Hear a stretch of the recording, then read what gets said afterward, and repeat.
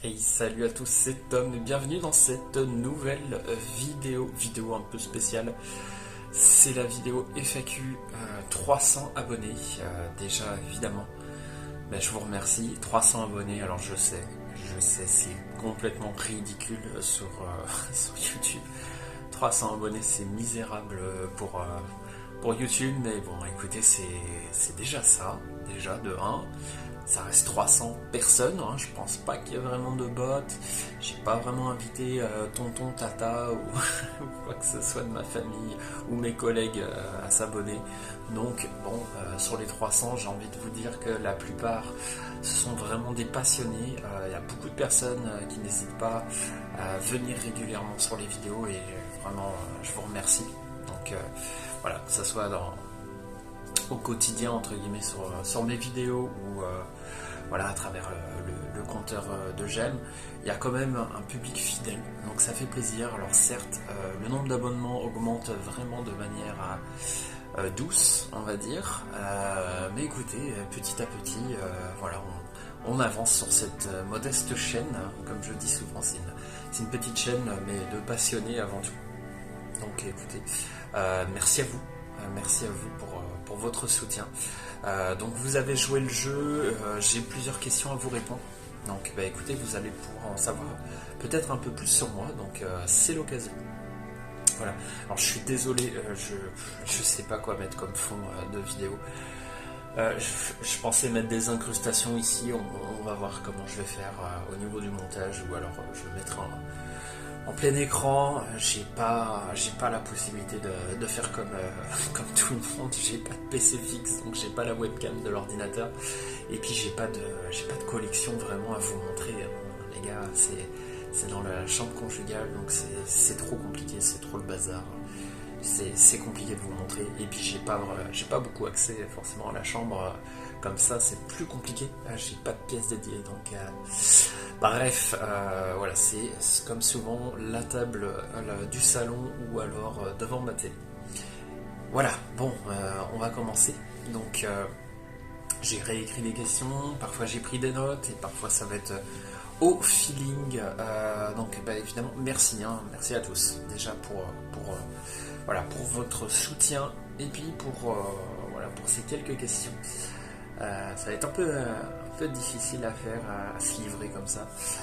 En plus, il y a beaucoup de questions sérieuses, donc bah, merci quand même. On commence avec Dorn JV, donc ça fait plaisir. Merci à toi pour ces questions. Donc salut Tom, coucou Dorn, merci à toi d'être passé puis d'avoir pris le temps de m'écrire ces commentaires, ces quelques mots. Félicitations pour tes 300 abonnés, merci à toi. C'est très gentil. Je sais que c'est beaucoup. Alors je pense que tu as voulu écrire c'est pas beaucoup. Mais bon, dans les deux cas, ça reste que 300 personnes. Donc c'est... Voilà, encore une fois, sur YouTube, c'est que dalle. Mais bon, ça fait quand même plaisir de passer un palier.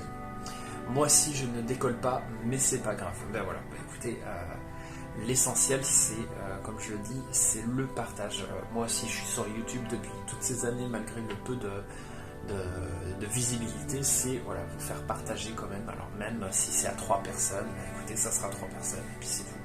Voilà, c'est un plaisir avant tout pour soi et puis pour le partage.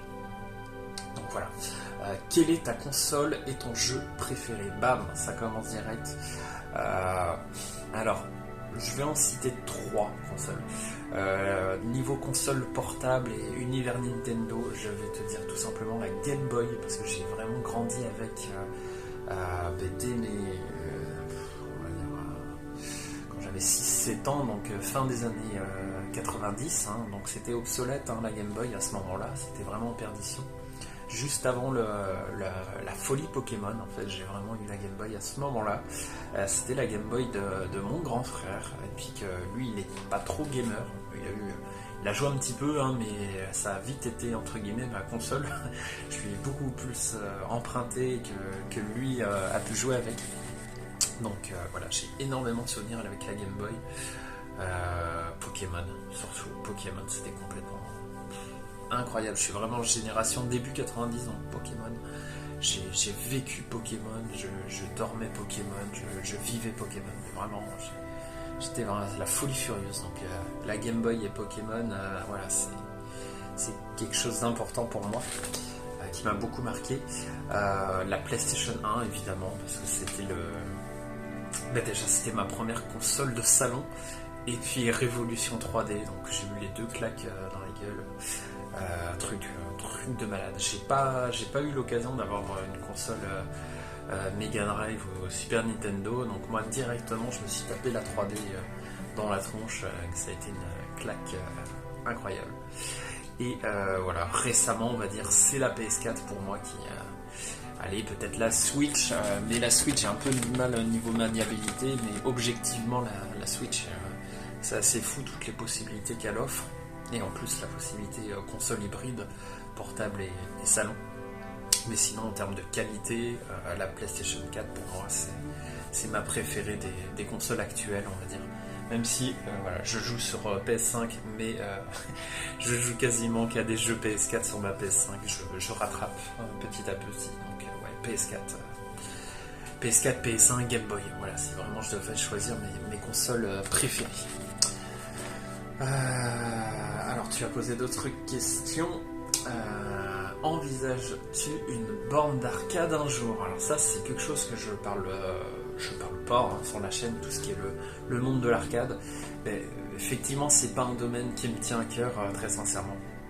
Déjà pour moi la Neo Geo ça n'existait pas à l'époque. J'en avais pas vraiment entendu parler à partir de vraiment à partir de la fin des années 2000, on va dire, mi-2000, fin 2000, où là j'ai eu connaissance de la Neo Geo, mais déjà ça coûtait un bras, et bon, ça m'intéressait pas spécialement, et vu que j'ai pas spécialement grandi avec des consoles de salon en 2D, et puis l'esprit arcade, pareil, en fait j'ai jamais été attiré par tout ce qui est jeu de baston. Donc déjà la Neo Geo c'est féru de jeux de baston.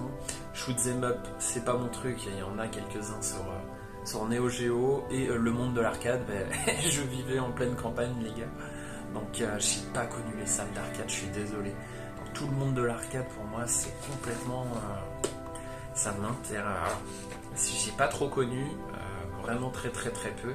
Et ça m'intéresse pas plus que ça parce que le genre de jeu arcade me convient pas, on va dire, c'est pas quelque chose qui m'attire. Alors j'ai rien contre, hein, je vais pas non plus le détester ou quoi que ce soit, mais vraiment ça m'attire pas du tout, je suis désolé. Donc l'arcade très peu pour moi. Après évidemment une borne d'arcade avec plein de consoles, émulation, comme ça se fait aujourd'hui, ça pourquoi pas, mais bon, je pense que j'en aurai jamais l'occasion, très sincèrement. Là pour l'instant je suis toujours en appartement, donc c'est compliqué avec les deux enfants. Et puis ouais, problème à la fois de place, et puis ça coûte cher maintenant les bornes d'arcade, les prix ont tellement augmenté depuis des années, donc à mon avis ça se fera jamais, ou alors vraiment pas tout de suite, hein. Mais bon, on verra bien. Voilà, donc vous savez un petit peu ma relation avec l'arcade. Les seuls jeux que j'ai pu jouer en arcade, ça a été Outrun, vraiment cool, et puis Time Crisis. Mais sinon, franchement, c'est peut-être Dance Dance Revolution. Allez, 3 jeux que j'ai connus sur toute ma jeunesse, on va dire, en arcade. Vraiment, c'est pas un milieu que j'ai pu côtoyer, mais de près ou de loin, quoi. Donc voilà. Ensuite,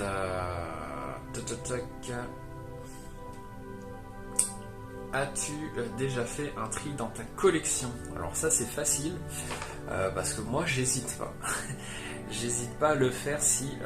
alors, de préférence quand même, la plupart du temps, j'attends de tester au moins un jeu pour savoir s'il va me plaire ou non avant de me décider de le revendre ou non.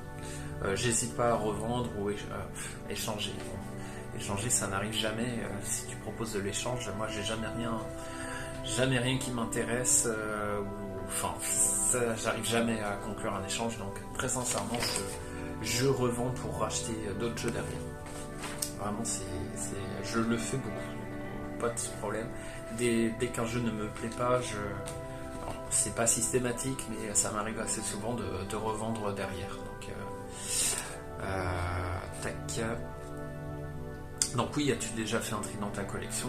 Je le fais je vais pas dire tout le temps, mais voilà, c'est la collection vie, quoi. Donc je n'hésite pas à vendre. Revends-tu des jeux que tu as achetés après avoir été déçu de celui-ci? Du coup, j'ai répondu à ta question, Dom, donc je n'hésite pas à revendre. Moi, il n'y a pas de problème. C'est pour ça que dans un sens, je me considère entre guillemets comme n'ayant pas vraiment une collection, mais plus une ludothèque. Bon, après quand même, il y a quelques pièces vraiment de collection, donc j'ai un peu les deux aspects quand même. Je suis collectionneur-joueur. Qu'est-ce qu'on a d'autre comme question de ta part? Quel est le jeu dont tu es le plus fier d'avoir terminé? Alors ça, c'est pas mal du tout comme question. Alors, je pense que c'est le niveau de difficulté avant tout que tu veux parler. Alors j'avais pris des notes. Dernièrement, ça a déjà au moins 2 ans, je te dirais Cuphead, grosse claque et vraiment assez chaud, mais je trouve que c'est pas si punitif que ça. Disons que c'est vraiment de ta faute si tu perds, et donc à force de faire des SS, ça finira par passer. Mais ouais, il y avait 2-3 boss, c'était à se tirer les cheveux. Je n'ai toujours pas fait le DLC, d'ailleurs il faut absolument que je le fasse. Cuphead, recommandation plus. Hein. C'est vraiment une tuerie ce jeu, vraiment incroyable. Cuphead, très grosse claque pour moi de la génération PS4, Xbox et Switch. Mais ouais, du coup assez fier de l'avoir terminé, ce Cuphead. En autre jeu indépendant, alors lui ça doit être le moins connu et pourtant il est vraiment super cool. Je sais pas si tu connais, c'est Volgar The Viking. J'ai vu d'ailleurs qu'ils avaient ressorti en édition physique, notamment sur Dreamcast. Eh oui, Volgar The Viking, c'est un jeu indépendant dans l'esprit de Rastan, vraiment à l'ancienne. Alors je crois de souvenir, parce que ça fait quelques années aussi que j'ai terminé, c'est tu meurs en 1 ou 2 coups. Il y a un petit côté Ghosts and Ghost and Goblin cette série. Il est vraiment super cool. T'as 5 ou 6 niveaux, je crois, vraiment assez hardcore. Il faut faire très attention. Au bout d'un moment, c'est du par cœur. Et voilà, tu peux changer d'arme. Tu as quelques armes que tu peux trouver durant le niveau, avec des petits bonus de défense par-ci par-là.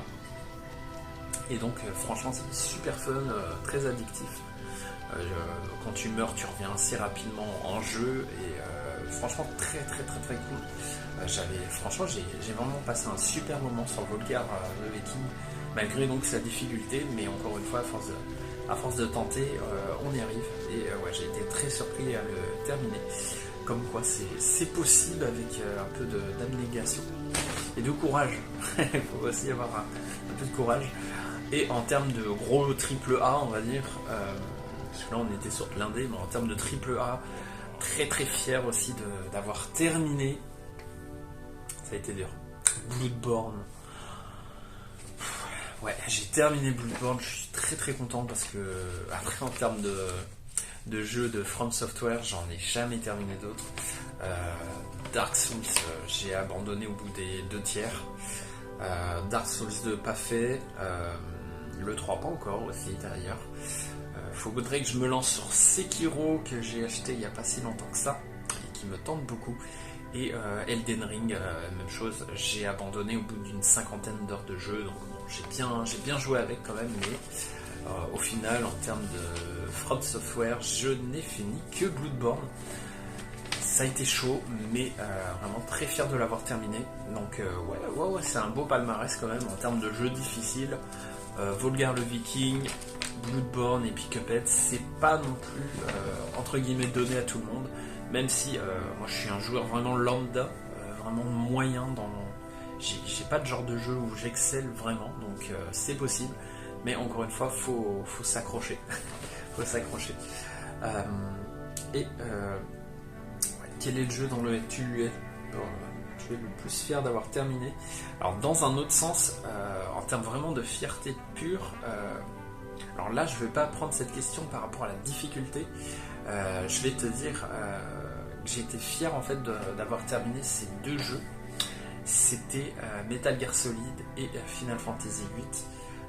fier dans le sens où j'avais vraiment l'impression de vivre un truc extraordinaire. Pour moi, c'était la folie furieuse. Metal Gear Solid 1, je me suis pris que des claques sur claques. En termes de réalisation, de gameplay,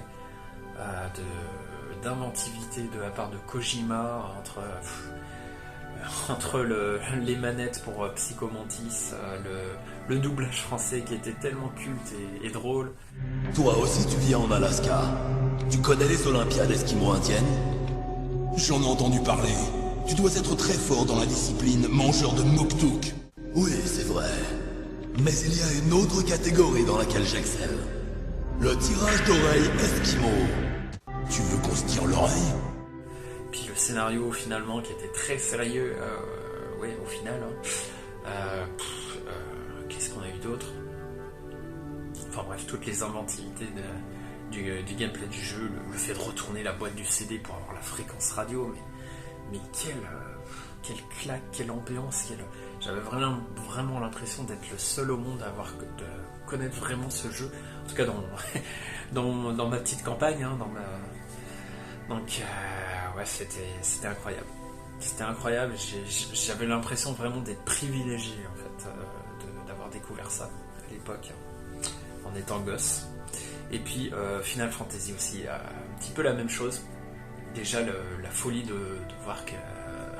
alors moi c'était FF7 que j'ai connu en démo on va dire chez un voisin, et donc moi c'est le FF8, il m'avait prêté du coup, que c'était tellement ouf. La cinématique d'introduction de FF8, mais quelle la claque!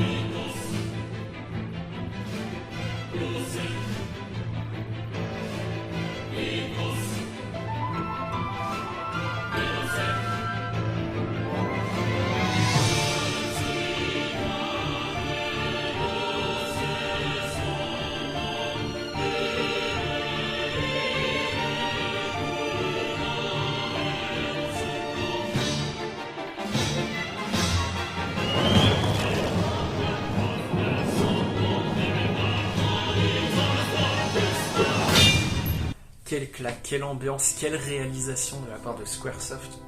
Mais c'était inimaginable. J'ai regardé l'introduction de FF8 mais des dizaines et des dizaines de fois. Je le montrais à tous les membres de ma famille. Je le montrais à mes copains dès qu'ils venaient prendre le goûter. C'était ouf. C'était vraiment ouf. FF8. Ultra marqué par la cinématique d'introduction de Final Fantasy VIII.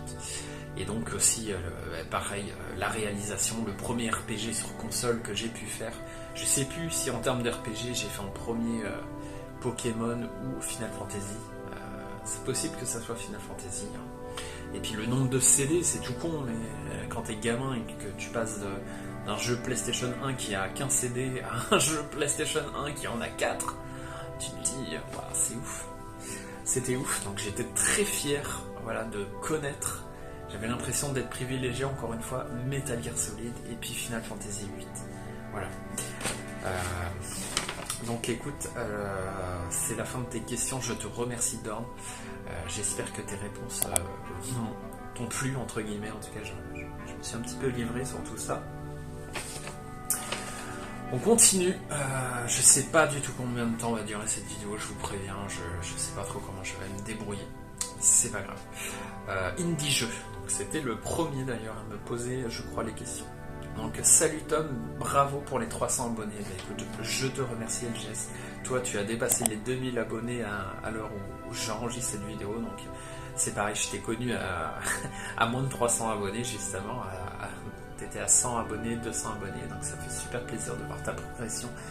Pas du tout de jalousie, rassure-toi, mais au contraire, je suis très fier de toi quelque part. Donc c'est top de voir ces chaînes évoluer, et puis c'est complètement mérité surtout. C'est ça le truc. Quel est le dernier jeu qui t'a mis une claque? Émotion, gameplay, graphisme, A+. Alors là, j'ai réfléchi aussi et j'ai noté 2-3 choses sur différents aspects justement. Donc là, dernièrement, écoutez, on va dire que c'est le Zelda Tears of the Kingdom, mais juste sur un aspect du gameplay que je trouve ouf, c'est le fameux pouvoir de l'infiltration. Donc le pouvoir de l'infiltration dans le Tears of the Kingdom, qu'est-ce que c'est?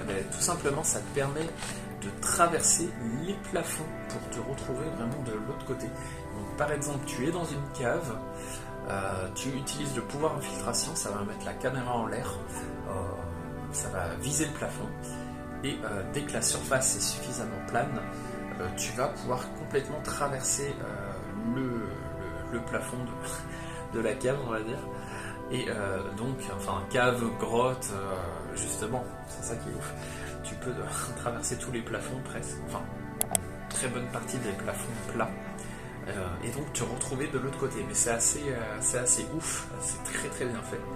Alors certes, c'est au prix d'un temps de chargement plus ou moins long, mais quand même c'est assez fluide et très réussi. Donc par exemple, ça c'est assez ouf, t'es même dans une grotte en dessous d'une gigantesque montagne, et bien tu peux quand même faire le pouvoir de l'infiltration et tu vas traverser complètement la montagne pour retrouver direct au sommet. Soit tu valides l'infiltration, donc paf, tu reprends en haut de la montagne, soit tu peux faire retour et donc retourner directement à la cave. Et ce pouvoir est assez révolutionnaire, on va dire, dans le monde ouvert. Vraiment, j'ai adoré la possibilité de voyager entre guillemets d'une manière assez étonnante et de sortir de situations aussi un peu délicates. Donc franchement, c'est top. Très très très bonne idée de gameplay, ce pouvoir de l'infiltration. Donc ça c'est une claque niveau gameplay, game design en tout cas, que m'a apporté ce Zelda. Ensuite, en autre petite claque, c'est sur le Deathloop, en termes encore une fois de design. Alors ça va être un peu compliqué d'expliquer, mais dans Deathloop en fait tu as 4 quartiers, je crois, 4 ou 5 quartiers. Et à chaque fois, le niveau, tu peux soit le commencer le matin, le midi, l'après-midi ou le soir. Et en fait, tu vas avoir ta journée. Donc le matin, le midi, l'après-midi et le soir. Et sur chaque aspect de la journée, tu dois choisir entre un des 4 quartiers ou des 5 quartiers, je ne sais plus. Et donc en fait, en fonction de tes choix, ça va impacter entre guillemets sur le niveau. Exemple, tu as par exemple dans le quartier A, si tu y vas le matin, tu vas avoir un message pour dire que Michel va cramer le bâtiment dans la place du quartier B. Voilà. Donc si tu vas au quartier B à midi, paf, tu vois l'incendie. Et si tu y vas le soir, tu vois l'incendie qui est éteint. Sauf que, évidemment, si tu avais été dans ce quartier dès le matin, alors dans ce cas, l'incendie n'aurait pas commencé, et donc tu pourras découvrir d'autres secrets, avant que ça prenne feu, si tu veux. C'est un peu compliqué d'expliquer, mais je vous assure, Deathloop, c'est vraiment de la bombe en termes de design. Je me suis vraiment éclaté, et il y a une très belle rejouabilité dans les séquences. C'est un jeu un peu qui joue vraiment sur la temporalité, hein, donc il ne faut pas hésiter à refaire plein de fois des boucles, et ça pourrait être redondant, mais c'est super kiffant, rassurez-vous. J'en parle très mal, j'en avais parlé notamment avec Mathieu sur une ancienne vidéo, Mathieu qui a sa chaîne maintenant Bass & Roll et qui est souvent intervenant chez les Share Players, une chaîne que je suis depuis très très longtemps, qui parle vraiment avec passion de jeux vidéo en profondeur. Donc voilà, je mettrai peut-être un lien en description ou quoi que ce soit, mais Deathloop, vraiment je vous le recommande, c'était une belle petite claque. Faut un petit peu de temps pour se mettre dedans et comprendre vraiment le système de jeu. Mais au bout de quelques heures, vous allez, je l'espère, autant kiffer que moi. Je l'espère en tout cas. Ensuite, grosse claque en termes de gameplay et de design, Outer Wild, j'en ai pas vraiment parlé. Qu'est-ce que c'est Outer Wild? C'est un espèce de jeu indépendant où on va de planète en planète. En fait, il y a un véritable système solaire en temps réel. En temps réel, c'est-à-dire que je crois que c'est 22 minutes, je sais plus exactement le temps, je suis désolé. Toutes les 22 minutes, encore une fois, un principe sur la temporalité. Toutes les 22 minutes, tu recommences à zéro parce que c'est la fin du monde. Alors, ça, c'est pas vraiment un spoil parce que c'est ce qui se passe dès le début. Donc, toutes les 22 minutes, tu recommences à zéro ta boucle de gameplay. Tu recommences le jeu, carrément. Mais évidemment, tu enregistres petit à petit, tu découvres des choses et ta progression est enregistrée quand même dans un carnet de bord, etc. Parce qu'évidemment le personnage du jeu se souvient qu'il est mort à chaque fois et c'est un peu bizarre dit comme ça, et donc va se souvenir de ses connaissances, va garder ses connaissances pour progresser dans le jeu. Bref, et donc là où je me suis pris une claque, et c'est le système solaire en lui-même, il est ultra bien fait parce que chaque planète va avoir ses propres caractéristiques et en temps réel il va avoir une certaine évolution dans la biodiversité, dans la nature, dans la nature même de la planète. Tu vas avoir une planète vraiment qui a des tempêtes, tu vas avoir une planète où tu vas avoir un système avec le sable qui coule. C'est un peu compliqué. Un espèce de planète sablier avec, si tu veux, la planète plus le satellite qui tourne autour de la planète. Et entre les deux, il y a un système de sable qui tombe du satellite vers la planète et de la planète vers le satellite. Et en fonction du temps pendant ces 22 minutes, si tu y vas à la 5e minute, à la 10e minute, à la 15e minute, sur la planète, à tel endroit de la planète, il va se passer des choses que tu n'auras pas en fonction en fonction du temps. Et ça, c'est assez ouf de le vivre en jeu. Donc il y a plein de choses comme ça dans Outer Wild. C'est assez dingue. Il y a du spoil. Je suis désolé. Je mettrai peut-être une balise spoil quand même en vidéo. Je mettrai un message. Parce que là c'est dommage de ne pas le découvrir. Je verrai. Ou alors je coupe. Je sais pas. Autre claque. Et là en termes de claque, là par contre c'est la plus grosse claque, mes deux plus grosses claques de ces 5 dernières années. En termes de jeux d'indépendants, je vais te citer Undertale. Ça a été incroyable. Le jeu te prend à revers sur plein d'aspects, te fait culpabiliser même parfois. C'est un espèce de RPG où tu n'es pas obligé de tuer chaque ennemi et où chaque ennemi a justement une personnalité propre. Donc c'est assez ouf, et une fois que tu as terminé le jeu, en fait tu l'as pas du tout terminé quoi. Un petit peu comme tout ce qui est Nier Automata et Nier Replicant. Une fois que tu as terminé le jeu, en fait tu l'as pas du tout terminé, et il faut continuer. Là, Undertale c'est pareil, grosse claque. Je vous invite à le faire vraiment, notamment sur PC parce que c'est le seul moyen d'avoir le patch en français. Parce que sinon sur les autres consoles, sur console en tout cas, c'est uniquement en anglais. Donc c'est vraiment dommage.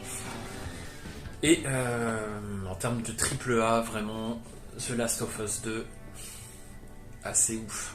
Vraiment assez ouf sur tous les aspects du gameplay. Et puis même au niveau du scénario, ils ont eu des prises de risques, des coronesses qui font vraiment plaisir à voir dans un gros jeu AAA comme ça. Donc merci Sony pour ces prises de risque. Et puis voilà, c'était une masterclass quand même. Ouais, j'ai vraiment adoré Last of Us 2. C'est pour moi peut-être le plus grand jeu de la PlayStation 4. Hein. Ça se bat peut-être en duel avec d'autres titres, mais c'est ouf. Voilà. Voilà pour cette question assez complète. Hein. Je te remercie Indie Jeux en tout cas pour avoir posé cette question. Et voilà, ça m'a fait plaisir de partager tout ça. On continue. LGS, coucou à toi, ça fait plaisir. Salut Tom, quelques questions. C'est reparti pour un tour. Comment envisages-tu l'avenir de ta collection? Pièces dédiées à la collecte pour le futur ou au contraire recentrer ta collection? Et penses-tu t'arrêter un jour? Comment envisages-tu l'avenir de ta collection? Pour l'instant, tant que je suis dans cet appartement, ça sera toujours au niveau collection, ça restera assez limité. Disons que c'est déjà trop grand pour ma compagne.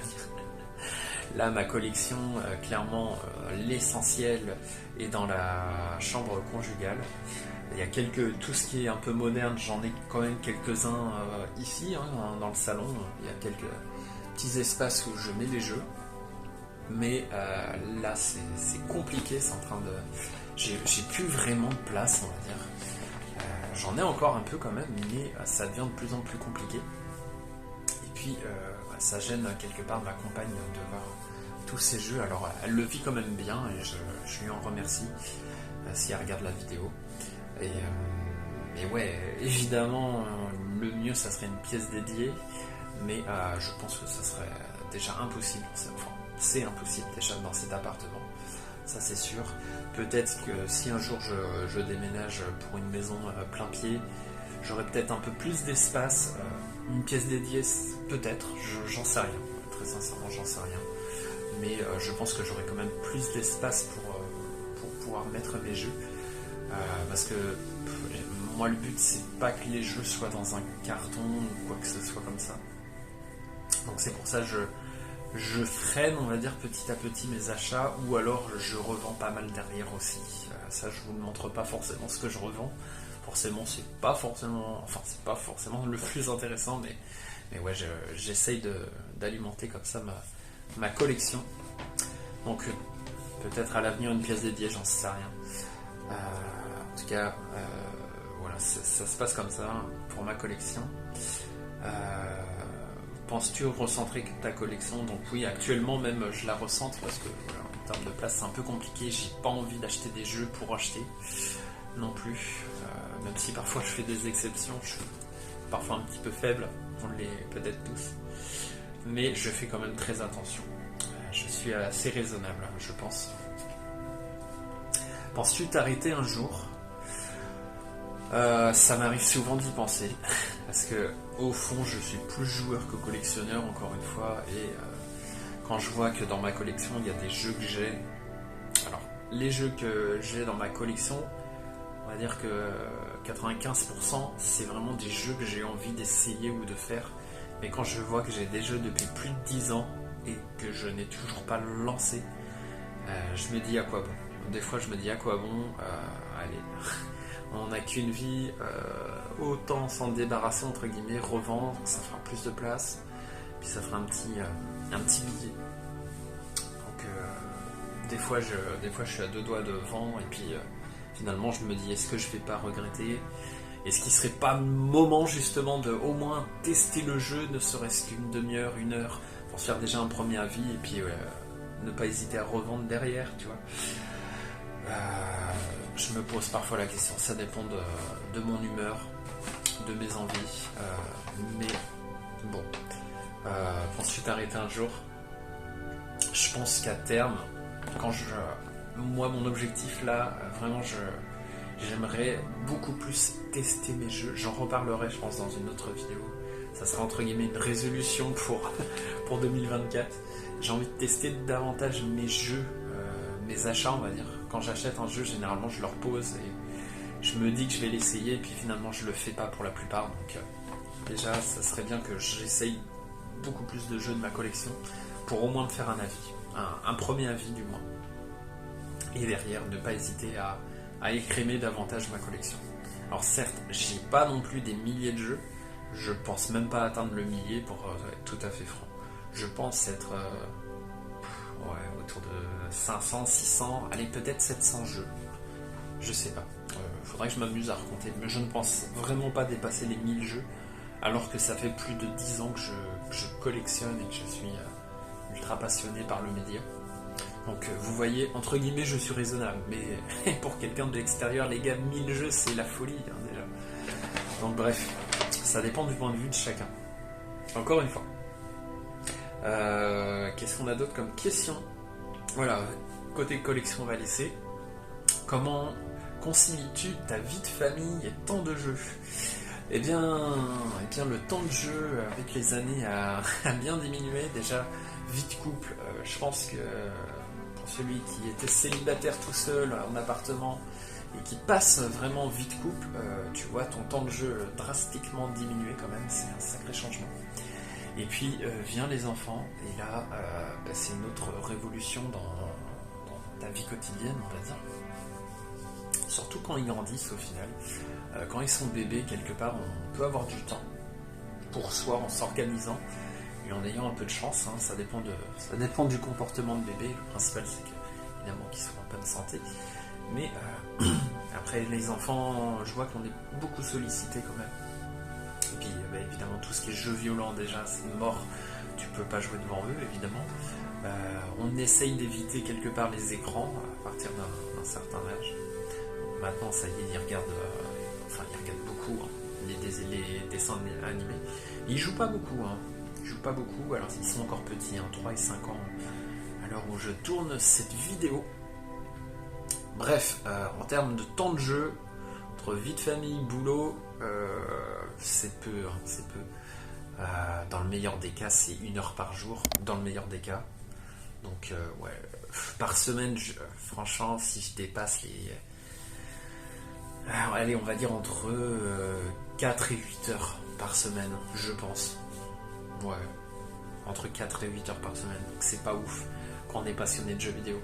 Encore une fois, dans un sens, j'aurais aimé préférer être passionné de cinéma ou de films, de séries, parce que j'aurais beaucoup plus de temps à assouvir ma passion sur le média. Alors qu'en jeu vidéo, si tu passes à aller au maximum 8 heures par semaine, 8 8 16, 16 16 32, donc on va dire entre 30 et 35 heures de jeu par mois, ça te fait le temps d'un tout petit RPG. Donc c'est compliqué. C'est compliqué le média du jeu vidéo. Donc je comprends aussi tous ceux qui kiffent les jeux d'arcade, les jeux des années 80. Voire 90 qui était assez court, parce que ça permet d'avoir des petites sessions et d'avoir du fun immédiat. Mais là, pour tout ce qui est jeux modernes, vraiment collectionner et jouer et assouvir sa passion, c'est ultra compliqué.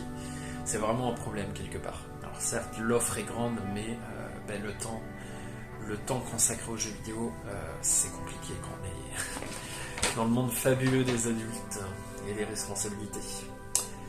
Voilà, donc c'est compliqué. Les jeux à venir que tu attends le plus. Alors, j'ai fait une petite sélection. Alors, elle n'est pas exhaustive.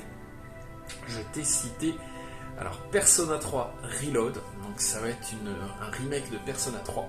Donc, ça fait super plaisir. Persona, j'ai pas vraiment encore lancé la série. Alors, j'ai un peu tenté le 5. Mais je me suis pas vraiment. J'ai joué 1 heure ou 2 au 5 en anglais et avec la traduction avec le téléphone à chaque fois c'était relou. Donc j'ai le Royal, Persona 5 Royal, il faut que je le fasse. Alors est-ce que je vais le faire sur Switch et le racheter une 3e fois? Parce que j'ai acheté le Persona 5 Royal sur PS4. Est-ce que je vais craquer pour la version Switch? Je sais pas, mais ça serait tellement plus confortable, donc j'hésite. Peut-être en démat, s'il devient à moitié prix par exemple, pourquoi pas. Parce que ça m'embête de le racheter une 3e fois plein pot quand même. Ils m'ont bien eu à plus hein, quand même. Persona 3 Reload, donc c'est un remake du 3, donc c'est cool, et en plus c'est traduit en français. Bref, pour faire simple. Suikoden 1 et 2 Remaster. Évidemment que je l'attends, parce que Suikoden ça reste une saga culte que je n'ai pas vraiment connue, à part de réputation. Alors j'ai eu le Suikoden 2 sur PlayStation 1, mais je n'ose pas vraiment le lancer désormais qu'il y a l'annonce de ce remake, remaster. En plus le 1 sera traduit pour la première fois, donc vraiment jeu culte cette fois-ci. Alors Baten Kaitos par exemple, j'ai pas osé le prendre parce que j'étais un peu déçu du fait que le 2 soit pas traduit, et puis je vois qu'il part à des prix maintenant. Donc bon, Suikoden 1 et 2, ça c'est sûr, ça sera Day One quoi qu'il arrive. Voilà, m'intrigue beaucoup, ce système de RPG avec le recrutement de dizaines et de dizaines de personnages. Ça a l'air vraiment cool. Ensuite, Metal Gear Solid Delta, qui est un remake du 3. Alors moi, je suis un gros fan de Metal Gear Solid et de Final Fantasy, donc ça fait ultra plaisir de revoir un Metal Gear Solid, même s'il n'y a pas Kojima derrière. Je pense que ça sera assez fidèle. Je pense pas qu'ils vont déconner. Vraiment, je pense pas qu'ils vont déconner. Je l'attends vraiment beaucoup. J'attends vraiment beaucoup parce que Metal Gear Solid 3 fait partie de mes préférés de la saga. C'est possible que ça soit du Day One, je sais pas trop, on verra bien.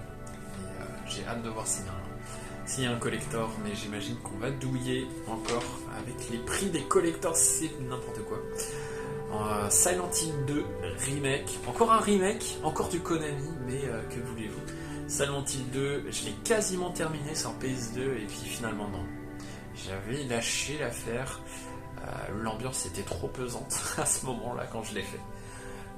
Je sais pas trop si je vais le refaire sur PS2 ou alors si j'attends le remake.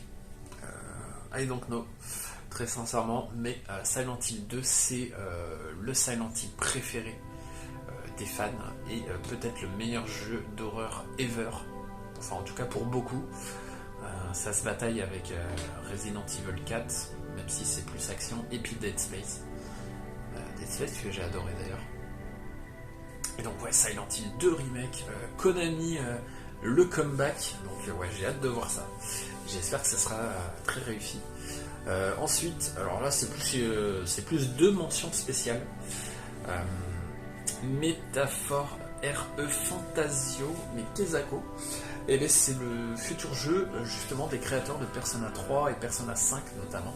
Donc c'est l'équipe vraiment directe de la direction de Persona, d'ailleurs ça ressemble un petit peu dans l'interface à du Persona. Mais on n'est plus du tout dans l'univers lycéen, donc ça m'intrigue beaucoup. Je pense que c'est vraiment à surveiller de très très près. Je pense que ça va être une sorte de RPG. En tout cas voilà, il m'intrigue.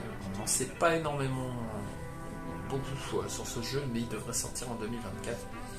Et une autre mention spéciale, pour une fois je vais vous citer un jeu Ubisoft, parce que le Star Wars Outlaws a l'air assez dingue, en tout cas de ce qu'on a vu. Et je trouve qu'il y a beaucoup de Beyond Good and Evil dedans. Déjà, c'est une héroïne, il y a l'aspect où tu vas de planète en planète, comme ils ont présenté dans BGE2. Donc bon, BGE2, je sais pas s'il va sortir un jour, en tout cas c'est la plus grosse arlésienne désormais du jeu vidéo. Et donc ouais, Star Wars Outlaws, j'ai l'impression qu'ils ont pompé des idées de BGE2, et vu que ça vient du même studio de Ubisoft, je ne serais pas étonné de cela. Voilà, petite flopée de jeux que j'attends pour l'année prochaine. En tout cas déjà 2023, il y a tellement de jeux à faire et à rattraper quelque part qu'on n'a pas fini. Bon, petite pause et puis je reprends. Alors je reprends. J'ai fait une petite pause, il fallait que je boive et je mange une petite biscotte pour me donner un petit peu de force pour la suite de cette vidéo. Et donc, il y avait encore une question de LGS. Ça on ne l'avait pas encore posé. C'est as-tu d'autres passions en dehors du jeu vidéo? Eh bien, on va dire que j'ai deux passions supplémentaires. Bon, déjà la première c'est le foot. Et oui, je suis un gros footeux. J'ai fait plus de 12 ans de foot. Donc ouais, j'adore le foot. J'en parle pas forcément encore une fois, mais ouais, je suis un passionné vraiment de foot. Encore une fois, je regarde beaucoup de matchs quand c'est possible. J'ai pas forcément tout le temps les abonnements. Ça reste un coup, hein, n'empêche si tu veux suivre vraiment ton sport préféré. Donc bon, faut faire des choix, encore une fois. Donc j'adore le foot. Et pour votre information, je suis pour l'OM depuis tout petit. Depuis tout petit, je suis pour Marseille. Mais après, je reste un passionné du beau jeu, donc j'ai aucune rivalité avec le PSG ou quoi que ce soit. Je trouve ça complètement débile. Donc ouais, j'ai pas de honte à supporter le PSG s'il passe en Ligue des Champions. Je le serai avant tout pour les clubs français et l'amour du beau jeu, j'ai envie de vous dire. Mais ouais, sinon mon club entre guillemets sera le Marseille. Donc ouais, passionné un petit peu de sport, mais surtout du foot. Ouais. Puis d'ailleurs ça me manque, c'est un sport que je pratique plus depuis des années à cause de mon épaule. J'ai une triple luxation de l'épaule et du coup j'ai une épaule entre guillemets en mousse et je n'ose plus faire de foot tout simplement. Donc je suis assez frustré, je vous avoue, de ne pas pouvoir pratiquer de nouveau au foot tout simplement. Et ouais, donc je sais pas trop, j'hésite parfois à reprendre, mais j'ai peur tout simplement parce que une luxation c'est vraiment pas cool. Je vous le dis. Je vous souhaite pas d'avoir une luxation de l'épaule. Donc ouais, le foot et puis la musique. Alors là, je vais te rejoindre un petit peu le GS parce que je crois que tu es un passionné de musique, surtout électro. Hein, tu as eu ta période, si je dis pas de bêtises, de DJ notamment.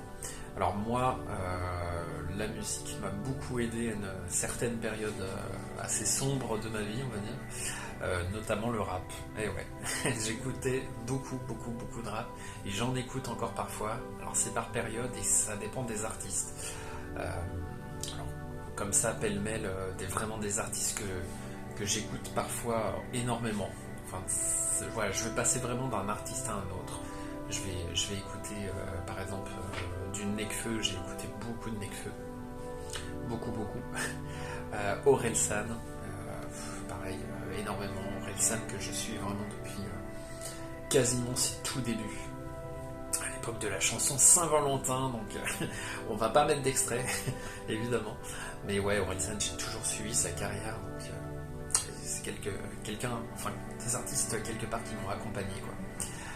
Kenny Arcana aussi, pendant une certaine époque, qui m'a énormément aidé, quelque part. Encore une fois, il y a un côté catharsis à travers la musique, et ça m'a beaucoup aidé à me relever quelque part. Soprano aussi, notamment à ses débuts, juste après les Psychiatres de la rime pour les connaisseurs. Youssoupha pour les paroles aussi, Ayam, j'aime beaucoup l'album L'école du micro d'argent pour les connaisseurs, et puis là dernièrement complètement dans un autre délire. Alors là je suis sûr qu'il y en a plein qui vont pas accrocher, mais c'est pas grave, j'accroche vraiment au délire qu'il apporte. C'est Joke Ateyaba désormais, qui a changé de nom d'artiste, vraiment aussi. Alors, tous ces artistes, je les aime beaucoup, voir un truc de ouf. Et puis en termes de musique électro, pour toi LGS, Daft Punk, j'ai énormément écouté de Daft Punk aussi. Beaucoup moins aujourd'hui, j'en écoute très peu. Parfois je me fais une petite session Daft Punk, mais ouais, ça reste un artiste, enfin un groupe qui m'a beaucoup marqué. Alors ouais, je suis pas très rock, mais ouais, musique électro et puis rap français. Ouais. Voilà, ça peut surprendre, je sais. On n'a pas forcément idée que j'écoute ce genre de musique. Même mes proches, mes collègues ou quoi que ce soit, ils me voient avec des gros yeux quand je leur dis que j'écoute tout ça, mais méfiez-vous des apparences, comme on dit. Et donc, il me reste une dernière personne. Donc, je te remercie. C'est Noisyboy qui m'a écrit aussi un joli commentaire avec des questions. Donc, salut Bilout, c'est toi qui le dis. Hein. Je te renvoie l'appareil. Salut Bilout. J'espère que tu vas bien. Merci. Toi aussi, je l'espère. Félicitations pour ton palier d'abonnement. C'est cool. Je te remercie. Question. Es-tu autant joueur que collectionneur ? Eh bien, je pense vraiment que c'est par période. J'ai une base vraiment de joueur. Je suis vraiment passionné de jeux vidéo depuis tout petit. Donc je suis joueur avant tout. Mais parfois, je remarque que j'ai tendance à dévier sur l'aspect collection. Mais vraiment, c'est par période. Il y a comme un curseur. Le curseur, voilà, ma main est au milieu. Et parfois, le curseur va plus dans l'aspect collection. Et parfois, il redescend plus dans l'aspect joueur. C'est vraiment... ça fait le yo-yo. C'est vraiment par période. Donc, je suis collectionneur-joueur, comme certains s'amusent à le dire. Si tu devais choisir un seul jeu par console que tu adores, lequel serait-il? Bonne continuation, Tom. Et bien là, on va faire la petite sélection. Et ouais, j'ai fait déjà une petite sélection. Elle va pas changer. Je vais juste rajouter le PC, parce que j'ai aussi beaucoup joué sur PC quand j'étais plus jeune. PC, si je devais choisir un jeu, ça fait partie de mes jeux préférés ever, et pourtant il n'est pas si connu que ça. C'est Populous à l'aube de la création, qui est un jeu de stratégie God Game, hein, comme on s'amuse parfois à le dire. Alors, les God Games, on n'en fait plus vraiment aujourd'hui. C'est les jeux de stratégie temps réel où tu es Dieu, en fait, tu es vraiment le maître du jeu, et tu as la possibilité d'avoir des pouvoirs et d'influencer sur l'environnement. Et ça, j'ai toujours vraiment kiffé l'idée, le concept. Il y a eu la série des Black and White qui a eu un petit succès quand même sur PC à l'époque. Mais ouais, il n'y a plus vraiment de jeux comme ça, c'est vraiment dommage.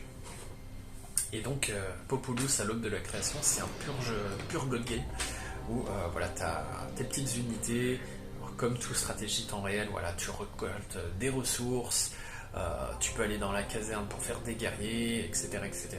Et tu contrôles une chamane, qui est une chef vraiment de ton clan, on va dire. Et tu as vraiment des pouvoirs que tu peux utiliser par parcimonie, qui se rechargent parfois. Et un kiff incroyable. Rien qu'à en parler, j'ai encore les musiques en tête, c'est ouf.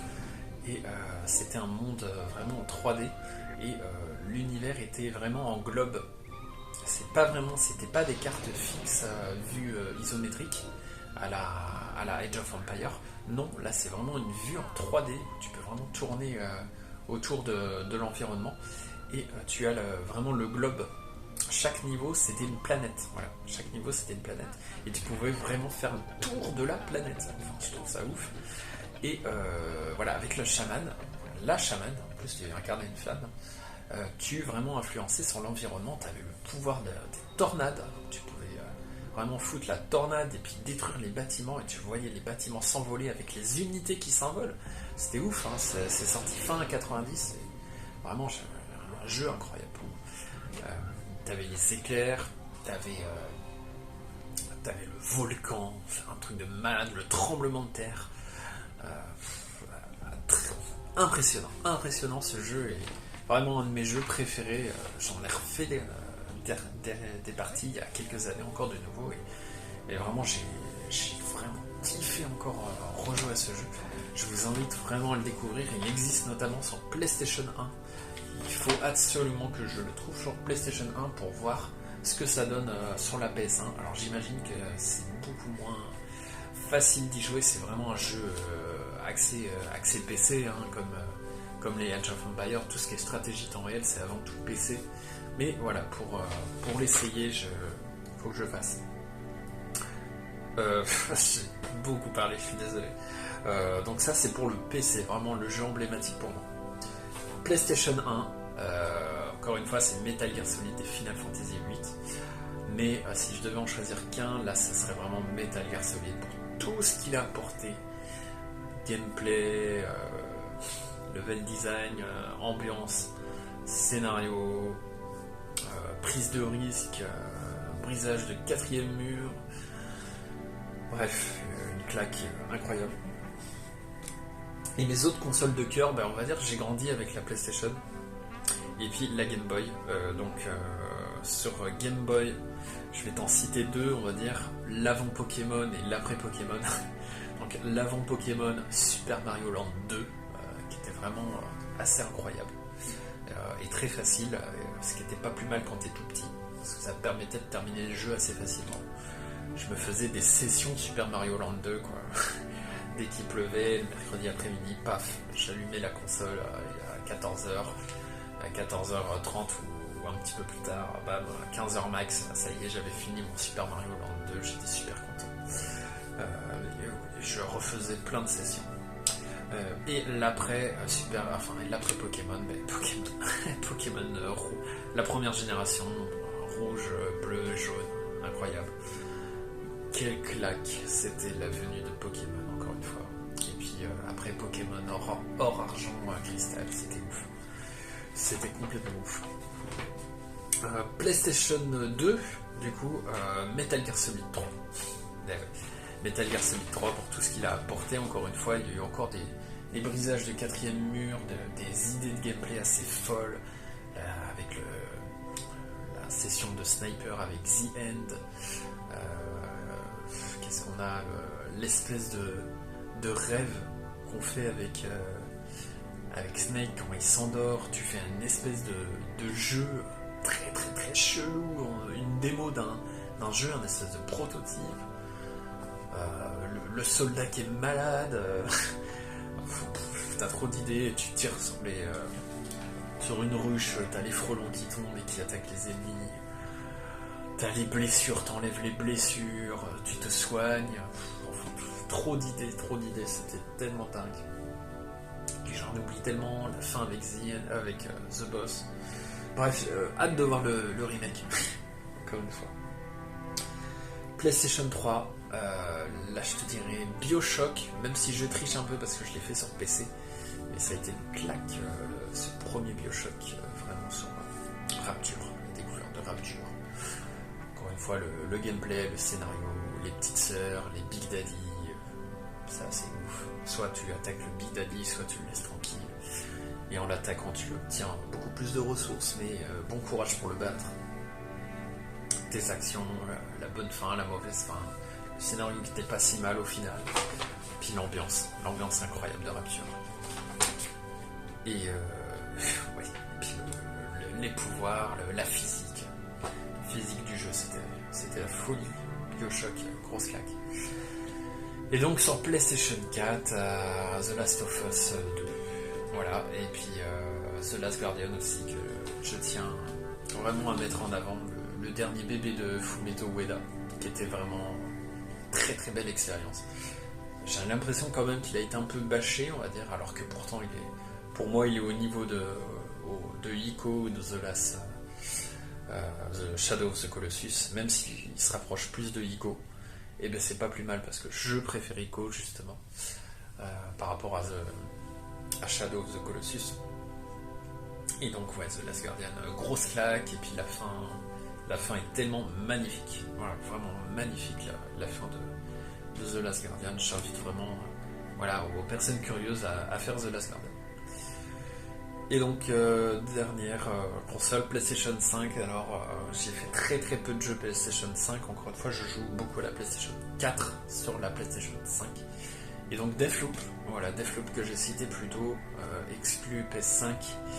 Alors je crois que maintenant c'est sur le Game Pass côté Microsoft, vu qu'ils ont racheté tellement de studios, donc Deathloop fait partie des séries sur Xbox maintenant. Et ouais, à la base c'est une exclu PS5 qui est une grosse claque. Ouais, enfin grosse claque. J'abuse peut-être un peu, mais petite claque au moins, ça c'est sûr. Je crois que c'est fini. Je crois que c'est fini pour toutes ces questions. Bah écoutez, on est à 1 heure de vidéo quasiment. Je sais pas trop comment je vais me dépatouiller. Je vous le dis, peut-être en plusieurs fois. Ou pas. Aucune idée. En tout cas, c'était un plaisir de vous répondre. J'espère que voilà, vous en savez un petit peu plus sur moi, sur Tom B. N'hésitez pas à me faire quelques retours en commentaire. Voilà, c'est vraiment l'occasion. Ça m'a fait plaisir de dévoiler un petit peu plus. Je suis désolé encore une fois pour ce fond pathétique et puis le fond un peu... Ouais, c'est un peu bête de ne pas avoir de fond comme ça alors qu'on fait des vidéos de collection et de jeux vidéo. Je m'en excuse, je suis désolé. Je sais pas trop comment faire, très sincèrement. Ouais, j'ai cette idée de mettre la télé avec les incrustations, mais bon, c'est artisanal, c'est un peu compliqué. Bref, je vous remercie d'avoir pris le temps en tout cas de m'écouter. J'espère quand même que ça vous a plu tout ça, et puis portez-vous bien, et on se retrouve dans d'autres vidéos. Faut que j'arrête de toucher mes cheveux. Je vous dis à la prochaine, portez-vous bien, c'était Tom B. Ciao, et merci encore pour vos commentaires. À bientôt.